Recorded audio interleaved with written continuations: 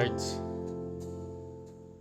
Welcome everyone. Welcome to Tuesday's live stream for the week of September 18th through 22nd.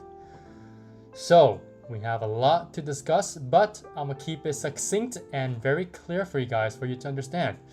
So, first of all, we have FOMC meeting tomorrow. So, what does that mean? Well, volatility is increased. Okay, we even saw VIX popping up today as well, and the VIX was able to hold its highs for most of the day until we saw that market bounce on the low of the day, which we caught really nicely, and I'll go over that trade soon. And we're able to also had some great profits to the downside as well since yesterday. So hopefully, you guys can see what you guys can do tomorrow, or maybe you might not just do anything at all.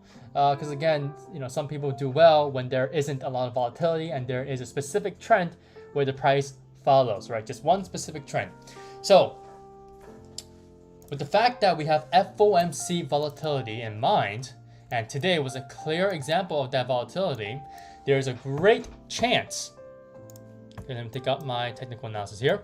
So there's a good chance that we can see a move up and a move down on the same day. Okay, and you might be wondering, wait, how would the market even do that, right? Well, first of all, you guys have to remember the market is going to react, 2 to 3 different ways due to 2 different or 3 different catalysts. So number one, okay, the market tends to move when the interest rate decision comes out, right? And second, you guys should know this. When Jerome Powell starts his news conference, that is when the market moves as well with volatility. And usually his opening statement creates a lot of volume injection and a lot of price volatility.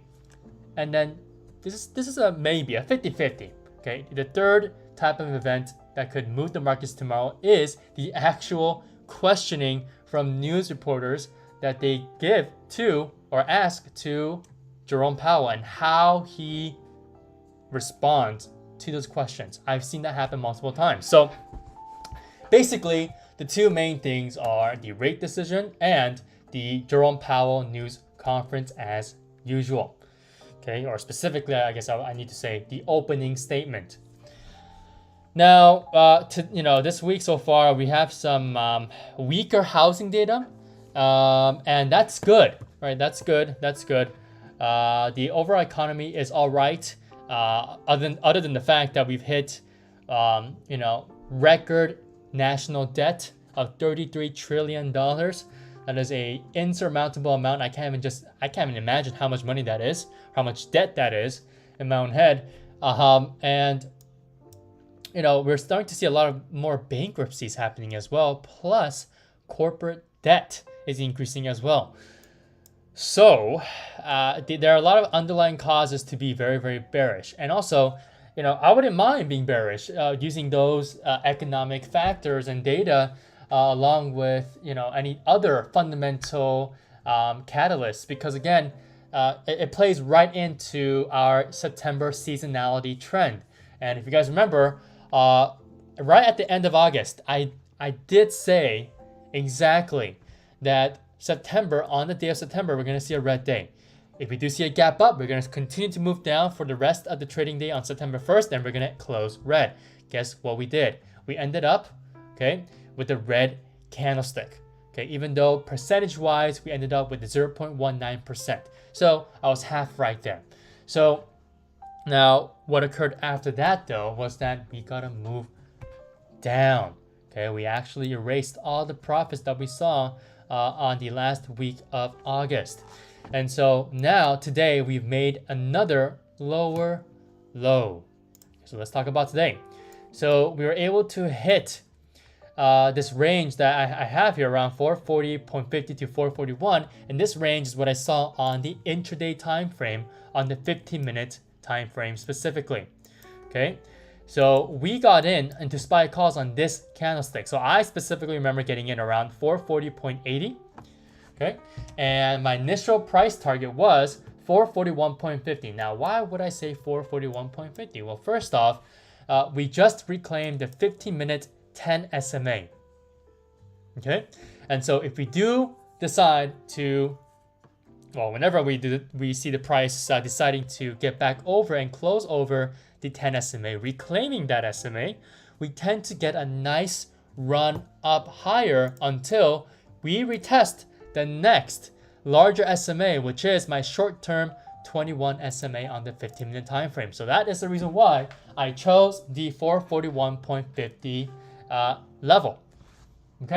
And there's a fly in my working space here. It's buzzing around. My God, it's either a mosquito or a fly. So hopefully it's not a mosquito, because that's gonna bite the hell out of me. I apparently have some very, very sweet blood, guys. So anyways,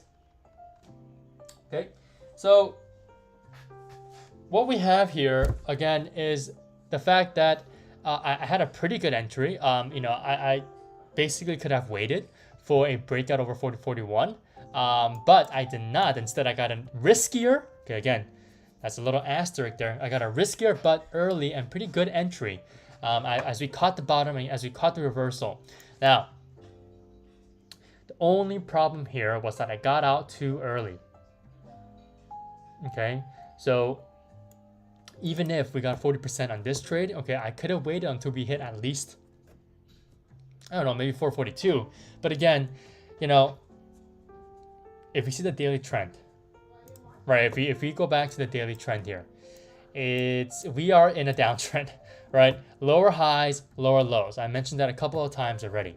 So it's really hard to justify such a large intraday pump up higher that we did today, and also for the fact that we hit a new high, okay, a new high of the day, I believe. If I yeah, so we hit a new high today off by 4 cents later into the day at 11:30 PST. So that's a huge move from lows. So in my head, I wasn't expecting such a large jump. I want to get small. I want to get a small trade here with profits in terms of lunch money. So at some point, you had to realize that you can't get every single trade right, because again, our only edge here is our technical analysis and what we're looking at. So ultimately, my daily analysis on the daily time frame here on SPY kind of hindered my ability to see that there could be a possible run up all the way up back to 443, which is again a part of the supply area between 443 to 444. So 443 to 444 is a huge supply area that you need to remember for tomorrow, and that's on the daily time frame. Okay, so go back in the daily. Okay, so 443 to 444 is a huge area of supply, and today we tried to break over it, but we couldn't. And again, the overall market internals and breadth was quite weak, even if we saw a nice pump up higher on the intraday time frame as well. Now, again, we're gonna have volatility tomorrow. Okay, that's a fact. Okay, you guys have to know that is a fact. So there is a chance that we can retest this supply area and retest this demand area at the same day, at the same time as well. And again, in no particular order. I'm not going to expect to see either price hitting this first or this area first. It can be completely random, right? And that all depends on what happens tomorrow, which is a great segue into what I want to talk about for the rest of the live here. So, as I've been saying, okay, for most of summer, well, especially after the most recent FOMC meeting, okay, which is a couple months ago, I've been saying that the Federal Reserve they're looking to change their tone, right? They're on interest rates, because again, we've had a historic, right, move higher, right? It's one of the quickest interest rate hike cycles in the Federal Reserve's history. So in the past few decades, basically. So you guys have to know that they're still considering and very much worried about the consequences of that. And then we're obviously seeing that, since they are going through this data by data on a data by data basis, and even a month over month basis as economic data comes out weekly and monthly. So with 2 inflation reports and 2 JOLTS reports, right, job opening reports or jobs data out, I'm really wondering what they can decide tomorrow, because again, I've been saying that they're going to have at least one more interest rate hike left for this entire year. And once that's over, they're going to introduce a pausing period, and that could last for a couple of months, and which I've been saying that in a 100% speculative way. Okay, again, this is complete speculation now, what I'm about to say here, that the Federal Reserve is going to cut interest rates somewhere around early 2024, right before the summer season, right before the summer months, or at least right before quarter 3. Okay, so right now we're at the end of quarter 3, and as we're heading towards quarter 4, we should be seeing a nice bounce back up higher, and eventually leading into an end of the year rally. Okay, and I've been saying that multiple times as well. But that is the future, so we're going to continue to focus on the current price trends right now. And again, the current price trend is what? A downtrend. Now, with the fact that we've had such a high interest rate environment, and for the fact that, again, remember guys, this is a little tangent here, but if the Federal Reserve pauses on their interest rate hikes, that doesn't mean that they're cutting interest rates. That just means that they're holding interest rates at highs for a couple of months. And you might be wondering, why would they do that, right? Have we seen enough pain and enough effects of such a high interest rate environment. And, I mean, just take a look at the housing market. The housing data came in, and we're seeing a lot softer housing market as well, because again, no one is buying, no one is selling, right? Except home values are still going up, rent prices are still going up as well. So with no housing activity going on, right, it seems like the Federal Reserve's actions for the past 2 years are working out. And again, housing is very, very important in the overall economy. And also, just to add on, a little cherry on top as well, we have the automotive industry striking, right? We have the two major legacy automotive companies, automotive companies, General Motors and Ford. Their employees have been, they just left. They just left one major factory out of each of those two companies. Okay, there's another company as well. I forgot what it's called. I think it's like Stellantis or something like that. But I mean, who really cares about that one, right? Yeah, Stellantis. Okay, so for now, all eyes are on GM. I mean, it seems like everyone's pointing fingers at GM, even politicians.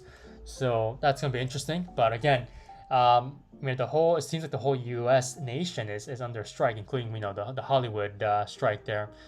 So we have a few names that I want to go over too. Actually, just one name, or maybe two.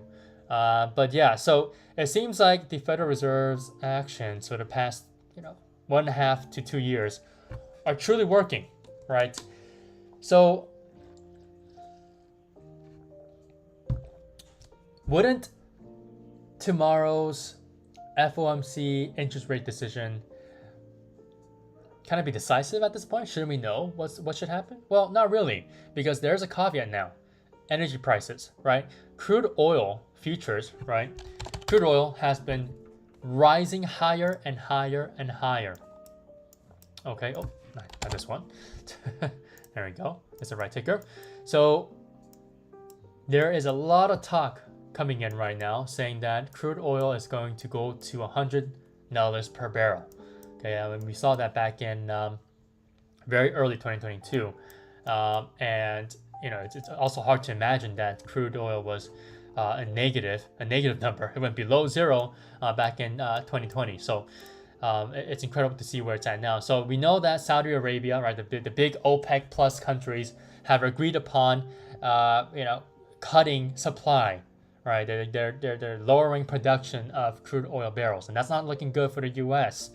Right, Saudi Arabia is one of the major, I guess it is the top 3 countries that produce oil. I believe the U.S. is still number 1, and I believe, whatever the order is, we know it's the U.S., Saudi Arabia, and Russia. Okay, so let me just actually look it up. Yeah, so it's the U.S. Oh, I got it right. U.S., Saudi Arabia, and Russia. Okay, those are the top 3 oil-producing countries. So when you have those 2 countries, Saudi Arabia and Russia, agreeing to lower the output of crude oil, per barrel, right? That's not good for prices. Okay, and demand is still slightly elevated as well for crude oil. So that's not good with shrinking supply. Now, what's also interesting is that the Federal Reserve will most likely going to mention energy prices, the inflation of energy prices since the start of this year, or since the start of Q3. So, and that's also, you guys can see it in effect here. Okay, back in mid-June, we saw this breakout in crude oil, and it never stopped. It never stopped. So, as this one trudges on higher, the Federal Reserve will try to sound hawkish. Okay, I think that's a given. I think Jerome Powell is definitely going to be sounding a bit hawkish to make sure that they are continuously convincing themselves to have that 2% inflation target. All right, since we did see a 0.4% increase in the headline CPI and also a jump in core CPI as well. And again, they look at core CPI a lot more than the headline CPI because core inflation is a lot more important to them with their decision-making processes for interest rate decisions. So, overall, I think, again, they're going to have to sound hawkish because no one is blind to what's happening to energy prices right now. We know it's been going up for the past 3 months. And they can't just gloss over it. They're the ones that are completely ingrained with pushing inflation down to the 2% target, even though inflation has gone down significantly from last year's highs, I believe June highs of 9.1%. So, as inflation continues to go lower, and I presumably so that, inflation is going to continue to bounce around 3% to 4%, most likely, as we are very close to that 2% target. Who knows? Maybe in the future, the market will be glad to hear that, the Federal Reserve has changed their staunch 2% inflation target, and they might even increase it to what? 2.5%? 3% if they want to keep it even, right? So, that does occur, that can obviously, tell us that the Federal Reserve is worrying about these underlying economic problems, as we're seeing all that data come out, even manufacturing as well.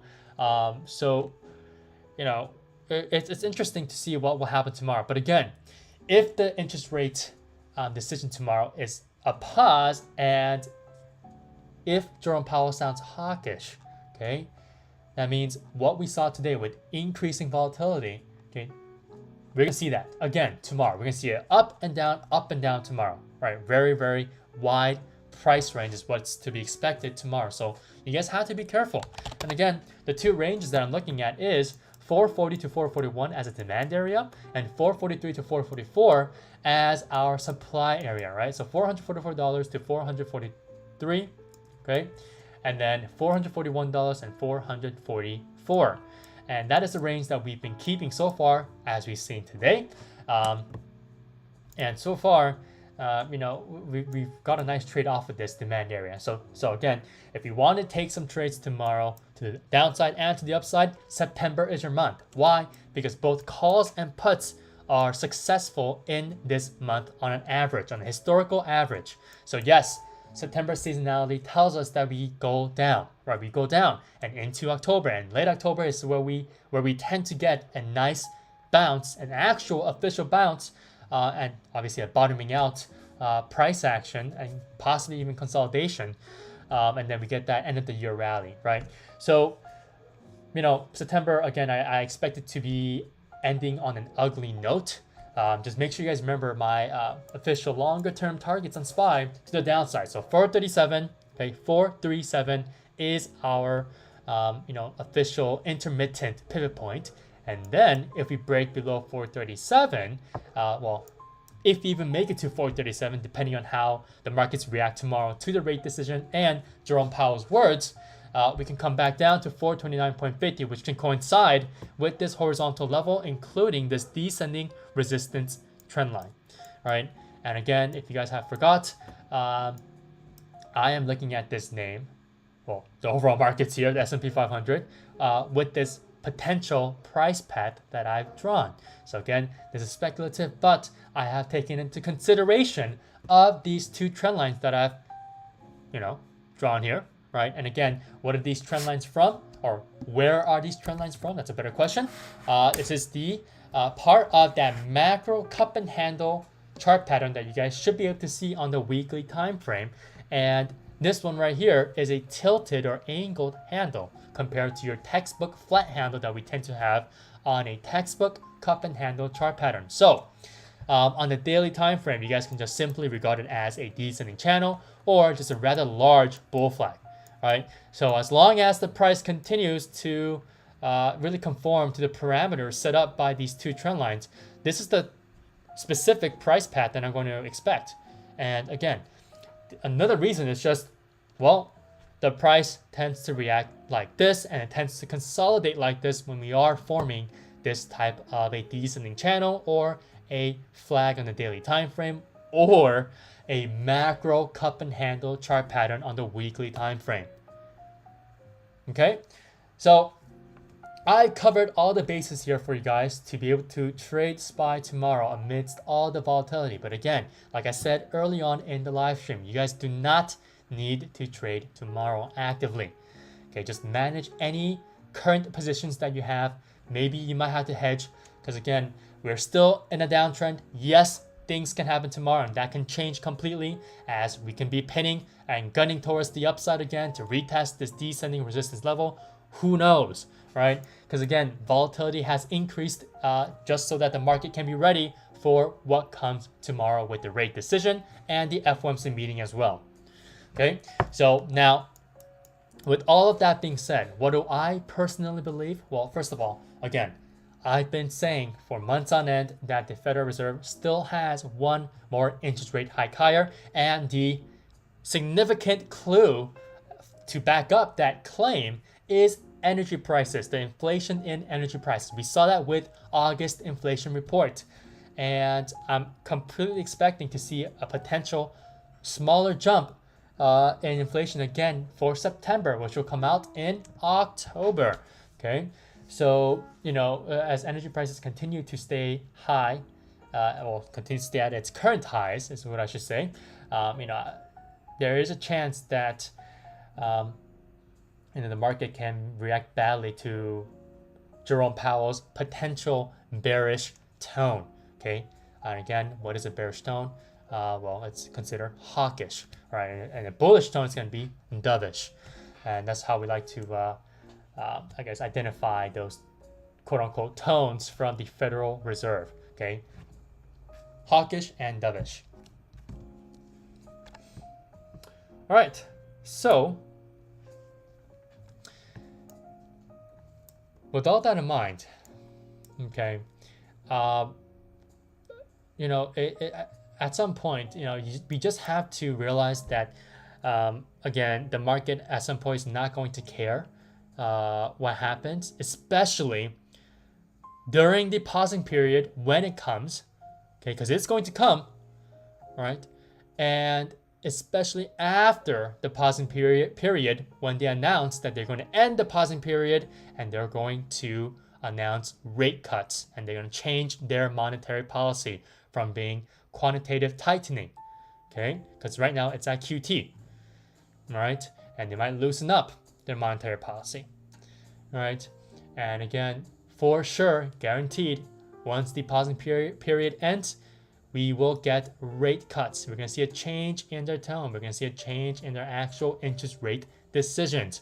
And that is when the market is truly not going to care what the Federal Reserve says.